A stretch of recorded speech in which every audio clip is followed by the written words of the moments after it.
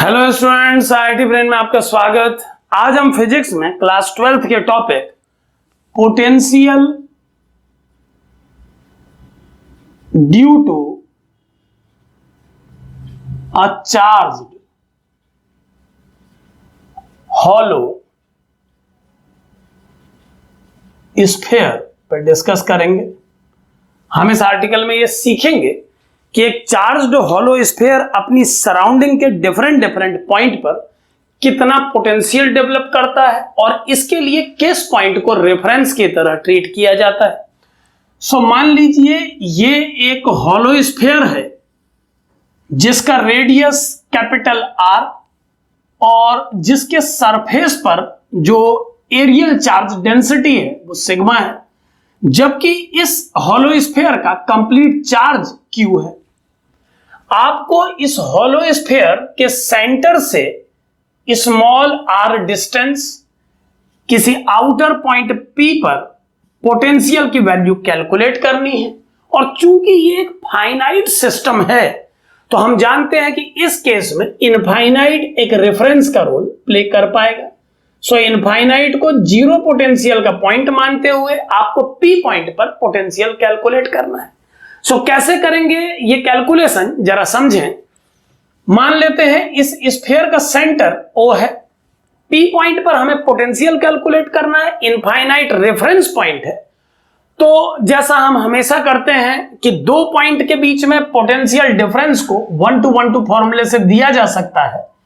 तो v1 minus v2 equal to integration E dot dr from 1 to 2 apply किया जा सकता है। अब आप जानते हैं कि 1 और 2 के रूप में उन दोनों पॉइंट्स को चुना जाएगा जिनके बीच में पोटेंशियल डिफरेंस कैलकुलेट होना है। और चूंकि हमने रेफरेंस सेट कर लिया है तो अब इस रेफरेंस के बेस पे हम P का पोटेंशियल निकाल सकते हैं। सो 1 पॉइंट के रूप में P पॉइंट को और 2 पॉइंट के रूप में इनफाइनाइट को कंसीडर करने पर हम लिख सकते हैं Vp minus V infinite equal to integration from P to infinite. P to infinite में अगर डिस्टेंस के टर्म में लिमिट पुट की जाए और मेजरिंग पॉइंट को, डिस्टेंस के मेजरिंग पॉइंट को O मान लिया जाए तो P तक की डिस्टेंस को R और इनफाइनाइट तक के डिस्टेंस को इनफाइनाइट लिमिट दी जा सकती है। आप जानते हैं कि इनफाइनाइट और P के बीच में किसी भी आर्बिट्रेरी डिस्टेंस x के लिए इलेक्ट्रिक फील्ड स्ट्रेंथ को एक हॉलो स्फीयर के चार्ज के कारण, जिसमें चार्ज यूनिफॉर्मली डिस्ट्रीब्यूटेड है, 1/4πε0 q अपॉन एक्स स्क्वायर से दिया जा सकता है। सो एक आर्बिट्रेरी डिस्टेंस x जो कि P और इनफाइनाइट के बीच में चुनी गई है, उस डिस्टेंस की पोजीशन पर इलेक्ट्रिक फील्ड स्ट्रेंथ वेक्टर को मैं लिख रहा हूं 1/4πε0 q upon x square x cap. यहां पर एक्स कैप एक्स डिस्टेंस की डायरेक्शन में एक यूनिट वेक्टर को बोला जा रहा है। सिमिलरली इस एक्स की डायरेक्शन में एक एलिमेंट्री डिस्प्लेसमेंट वेक्टर को dx एक्स कैप से शो किया जा सकता है। अब अगर इस एक्सप्रेशन को सॉल्व करें तो Vp का वैल्यू क्या आएगा एक बार देखें आप। यहां पर V इंफिनिटी को जीरो पुट किया जा चुका है और अब हमें इस इंटीग्रेशन को सॉल्व करना है। उससे पहले इस डॉट प्रोडक्ट वाले केस को हम रिजॉल्व करेंगे तो ये बन जाएगा कुछ इस तरह से, इसको लिखा जा सकेगा x डॉट x को मैंने यहां पर 1 पुट कर दिया है क्योंकि हम जानते हैं दो यूनिट वेक्टर्स का डॉट प्रोडक्ट 1 लिखा जा सकता है अगर वो सिमिलर है। और अब कांस्टेंट्स को इंटीग्रेशन से बाहर करने के बाद अगर मैं x की पावर -2 को इंटीग्रेट करता हूं तो आप जानते हैं कि x की पावर -2 का इंटीग्रेशन हो जाएगा x to the power -1 upon -1 और आपको इसमें लिमिट पुट करनी है r टू इंफिनिटी।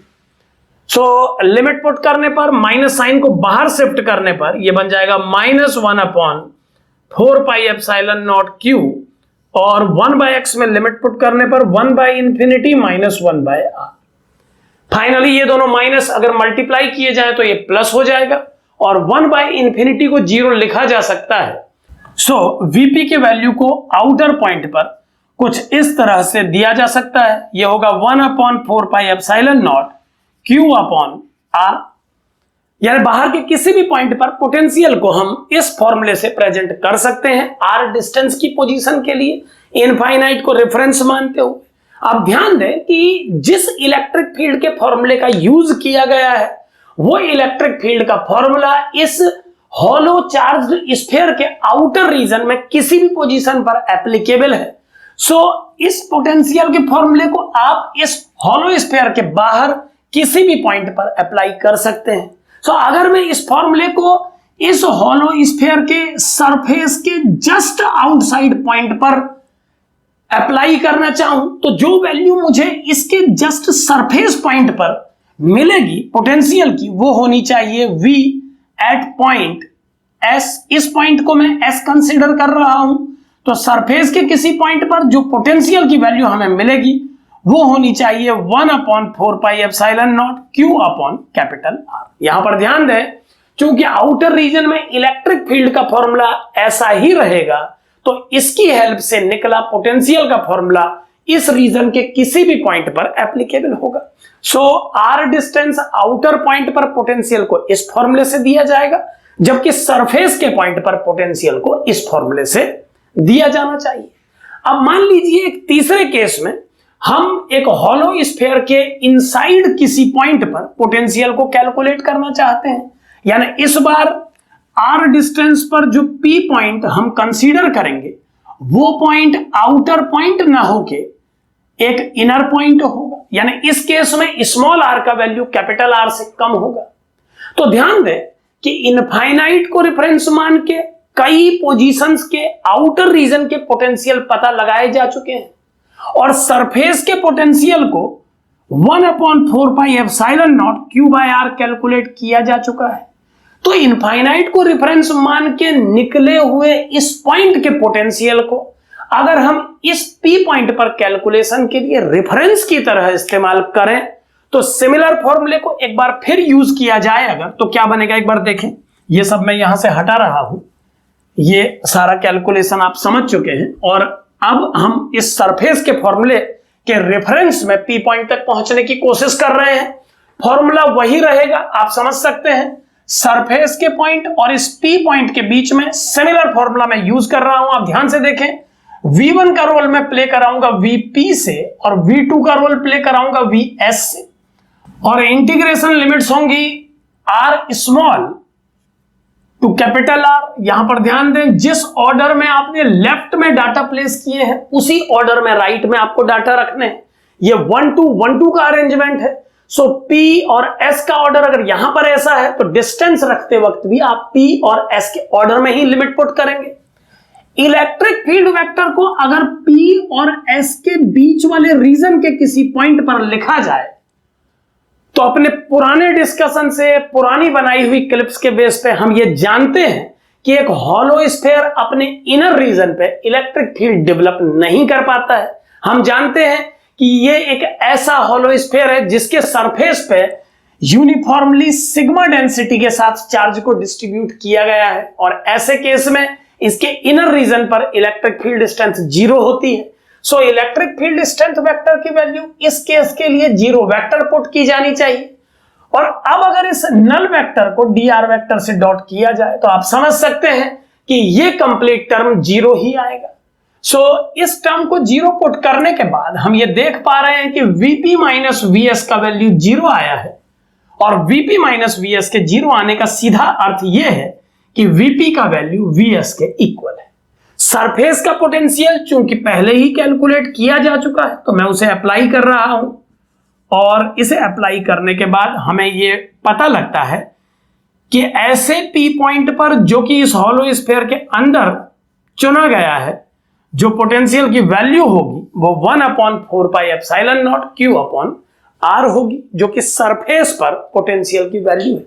इससे यह पता लगता है कि इस हॉलो स्फीयर के अंदर किसी भी आर्बिट्रेरी पॉइंट P पर पोटेंशियल की यही वैल्यू अप्लाई होगी, क्योंकि इस आउटकम में स्मॉल r का टर्म इन्वॉल्व नहीं है, यानी यह आउटकम P की पोजीशन से इंडिपेंडेंट है। चूंकि यह आउटकम P की पोजीशन से इंडिपेंडेंट है तो इस कंप्लीट स्पेस को हम इक्विपोटेंशियल स्पेस कह सकते हैं। सो हॉलो स्फीयर का इनर रीजन एक अच्छे इक्विपोटेंशियल स्पेस का एग्जाम्पल है। इस हॉलो स्फीयर के सरफेस के हर पॉइंट पर पोटेंशियल 1/4πε0 Q/R है और यही पोटेंशियल इसके अंदर के रीजन का है। आप इस सरफेस को इक्विपोटेंशियल सरफेस का एग्जाम्पल मान सकते हैं और इस बल्क को आप इक्विपोटेंशियल स्पेस कह सकते हैं, जैसा मैंने पहले बताया। एक इक्विपोटेंशियल स्पेस का क्रिएशन होता है जब आप एक हॉलो स्फीयर के सरफेस पे यूनिफॉर्मली चार्ज को डिस्ट्रीब्यूट करते हैं। इस तरह से आप आउटर सरफेसियल पॉइंट और इनर पॉइंट किसी भी पॉइंट पर पोटेंशियल को कैलकुलेट कर सकते हैं एक यूनिफॉर्मली चार्ज्ड हॉलो स्फीयर के कारण। Thank you.